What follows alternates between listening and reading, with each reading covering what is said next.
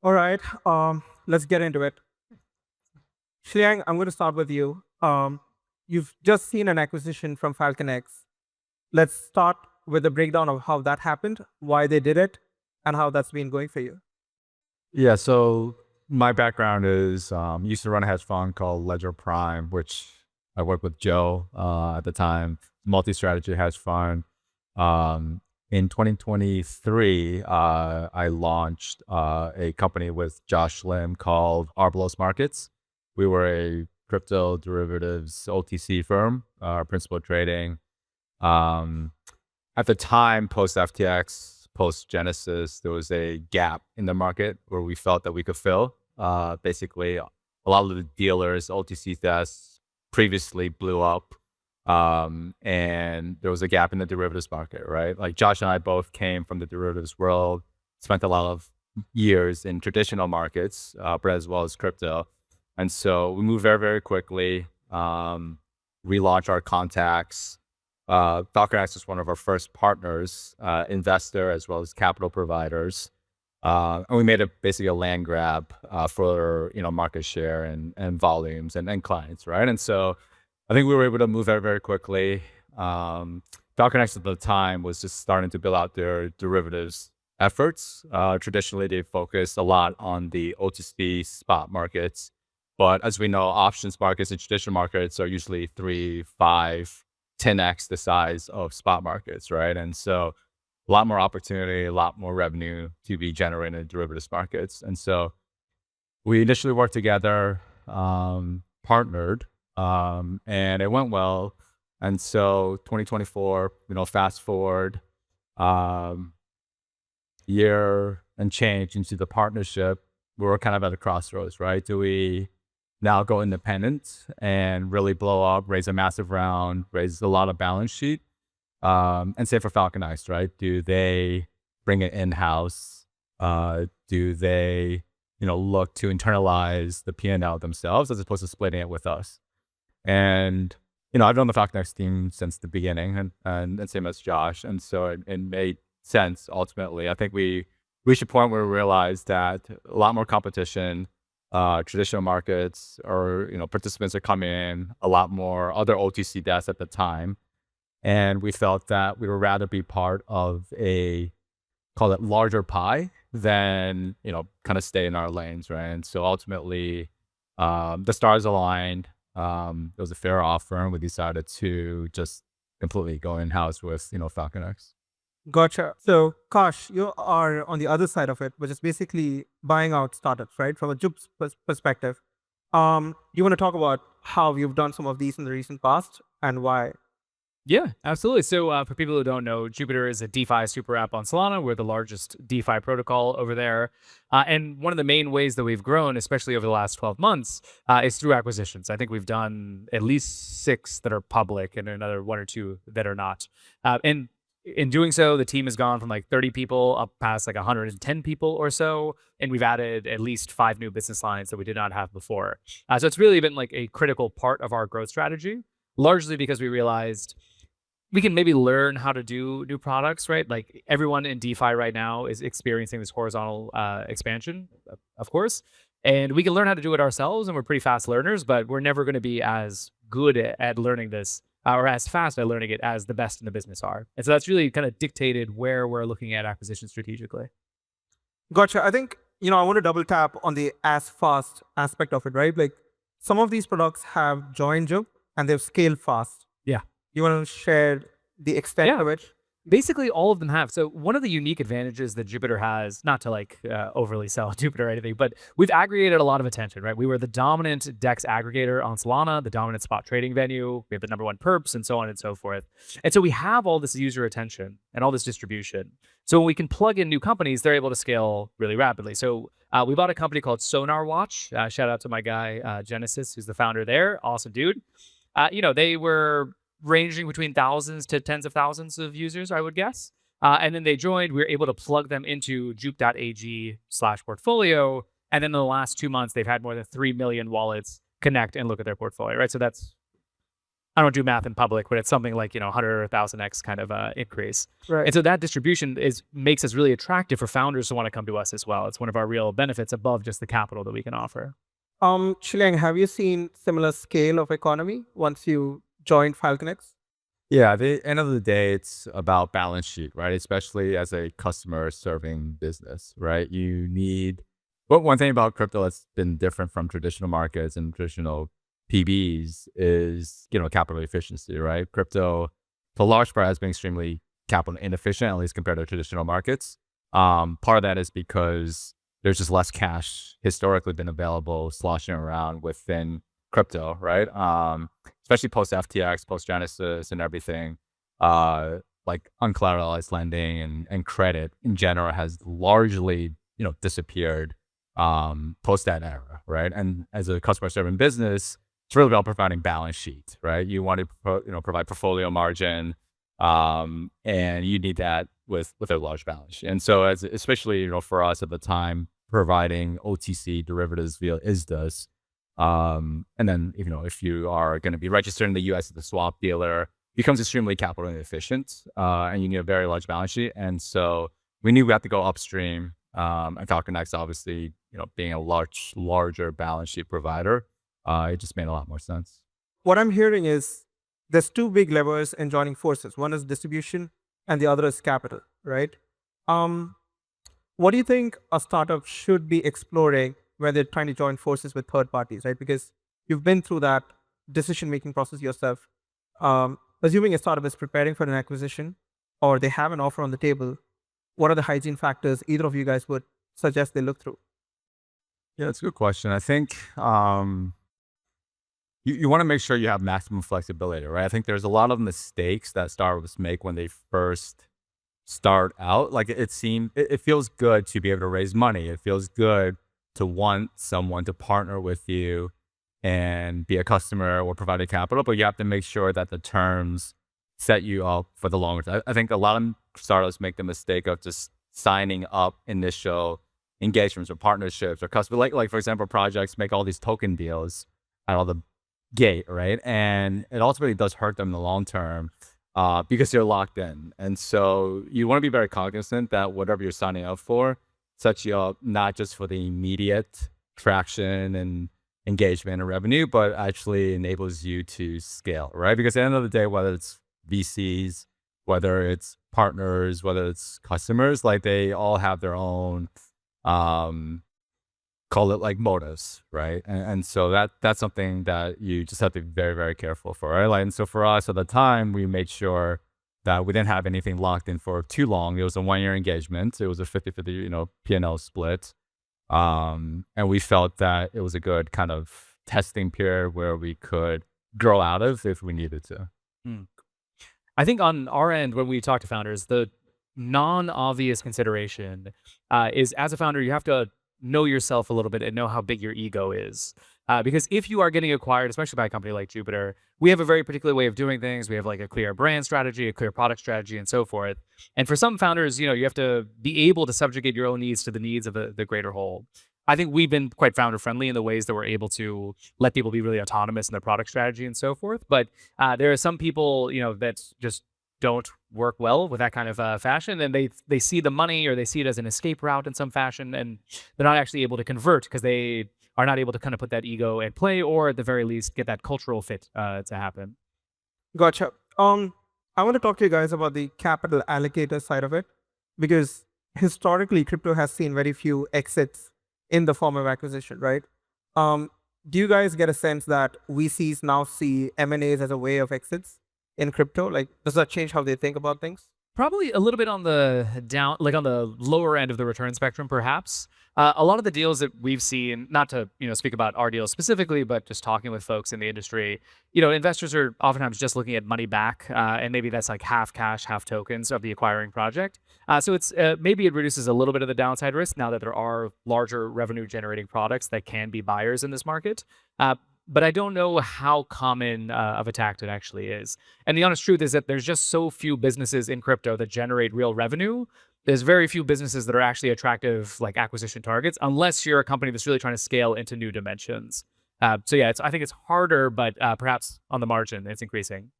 Yeah, I would agree. I think in general, crypto's been very, very fragmented, right? There's been a lot of money. It's reflective of the amount of capital, especially for venture capital, that's flowed into the space over time. And what that causes is just a lot of money going to projects that maybe hasn't discovered like product market fit, or the TAM of the overall industry or sub-industry they're in just isn't very large. And you just see, 10 companies doing the same thing or same product that are being able to raise money and survive for a few years. But the ultimate TAM or the product just isn't very large, right? And so ultimately, I think over 1 or 2 cycles, allocators, investors realize this. And at that point where these startups can't raise another round, then they have to look for options. And I think this cycle, more than previous cycles where we've had some time to realize this and discover this, that's where we're seeing potentially more, acquisitions and mergers, et cetera, because there is no other choice. Either you die or you find another home, right? So, Shiliang, I want to go into a specific acquisition and ask you for your gauge of why it happened.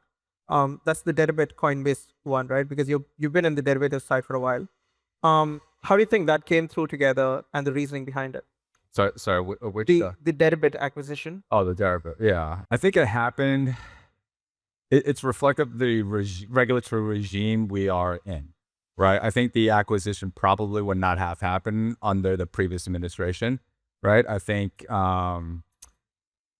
it got significantly de-risked because Deribit is a derivative offshore like exchange, right? And so there's a lot of potential risks associated with that kind of platform for a publicly listed US company like Coinbase.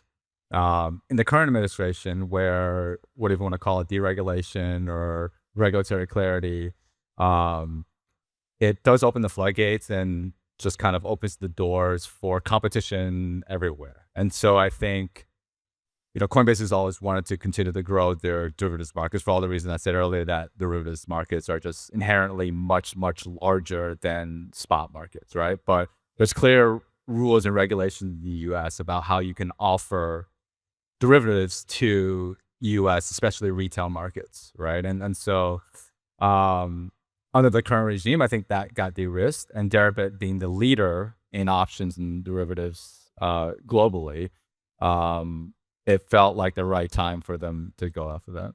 Gotcha. Kash, I want to get to the other side of it.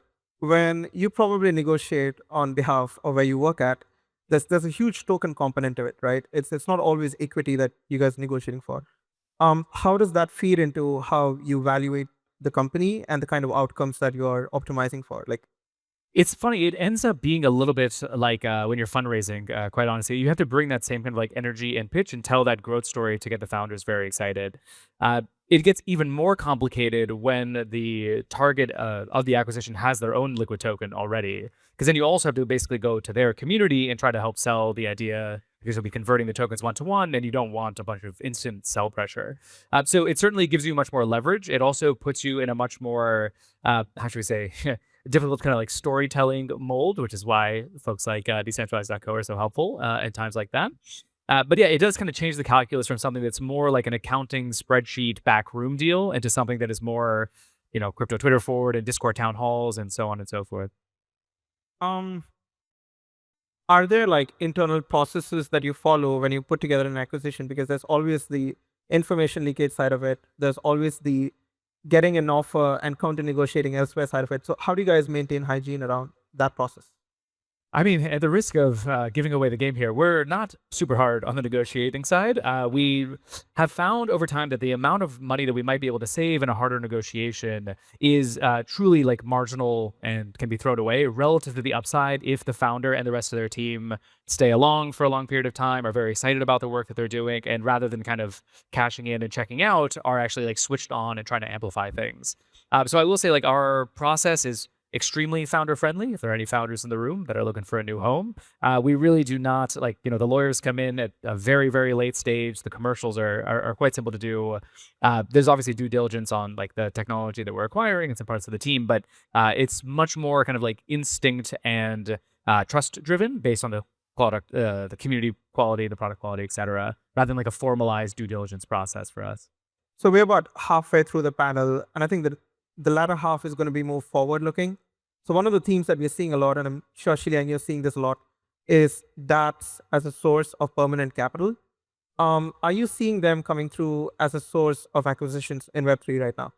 Yeah, I think, there's been a couple, and I think there'll be many, many more. One of them was Similar Scientific, medical device company. It was turned into a Bitcoin treasury, and that was recently acquired, right? I think as you're evaluating these, treasuries and DATs for acquisition, I think some of the newer, I think that's a very interesting example because Similar Scientific actually has a real business. It wasn't just like a carve out.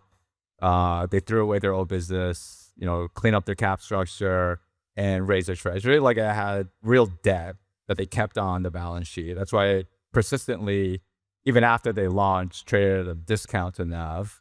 And it actually has a real device company that it kept on the balance sheet and continued to operate independently of the Bitcoin treasury. So it's a very unique example. So there's actually inherent value outside of just the Bitcoin that it was holding. But I think for the other DATs, I think you're starting to see many DATs start to trade at a discount. I think it's a clear power law where there's going to be a winner take all per asset or category.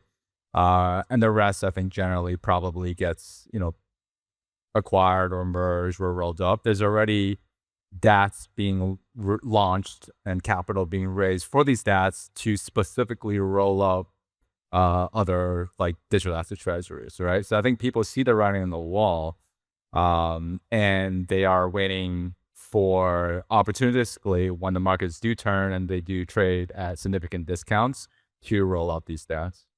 So I think one of the things I've heard is people are looking for yield on the underlying, and they try to buy companies with revenue so that the revenue can be used to buy more of the Bitcoin or ETH or Solana, right? Do you guys think that that's a realistic possibility, or do you think that that's just a pitch? I can only speak for Solana ecosystem kind of DATs because we've talked to a lot of them.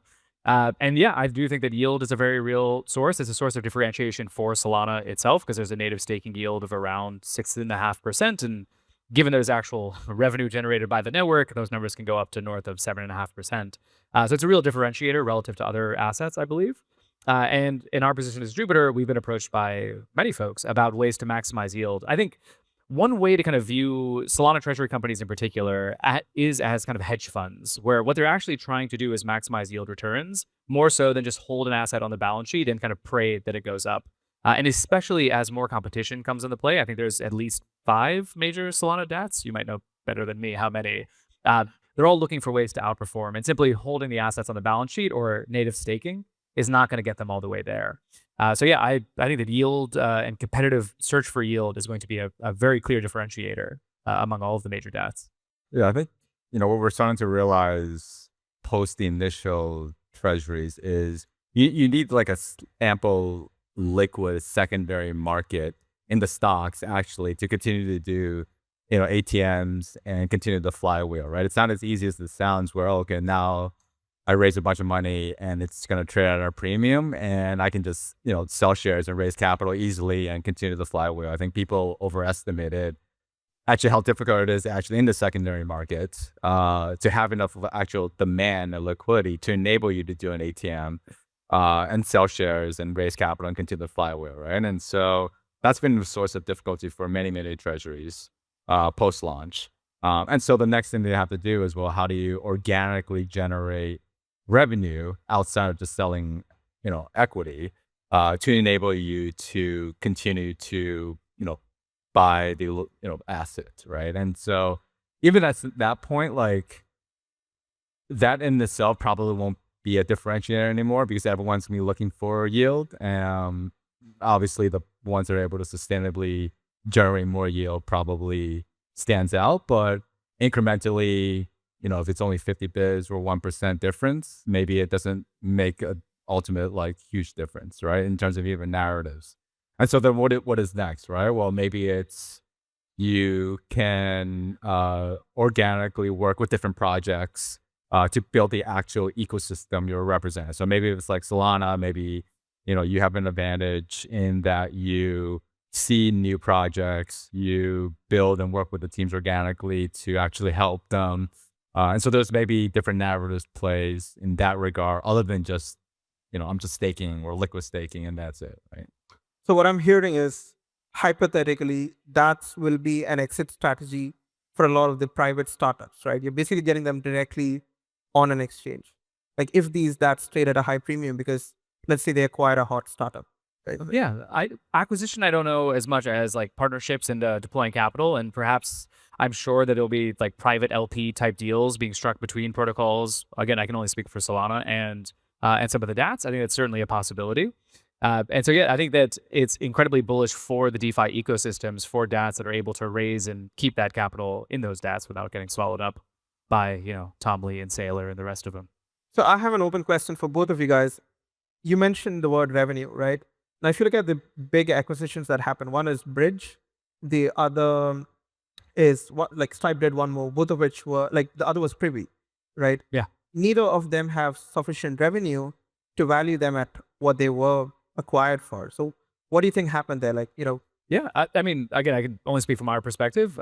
A number of the companies that we acquired had no revenue, like we're basically zero. So the main reason for acquiring them is just to build out capabilities to maybe get some new audience and some new market or something like that. I think for a lot of crypto companies in particular, it's less a spreadsheet exercise and more of like an org chart exercise. It's a lot more acqui-hires than pure acquisitions like you might see in TradFi, at least right now. As more companies actually generate sustainable revenue and have kind of defensible moats and so on, then I think that starts to change. And I'd be particularly excited and be looking at major centralized players like Robinhood, Coinbase, eToro, et cetera, as they come on chain and want to make a real play. There's a chance that they start to value startups more on the revenue side and what they can actually add there. But right now, the industry, again, at least on Solana, is a little bit too immature for that kind of rigorous financial analysis.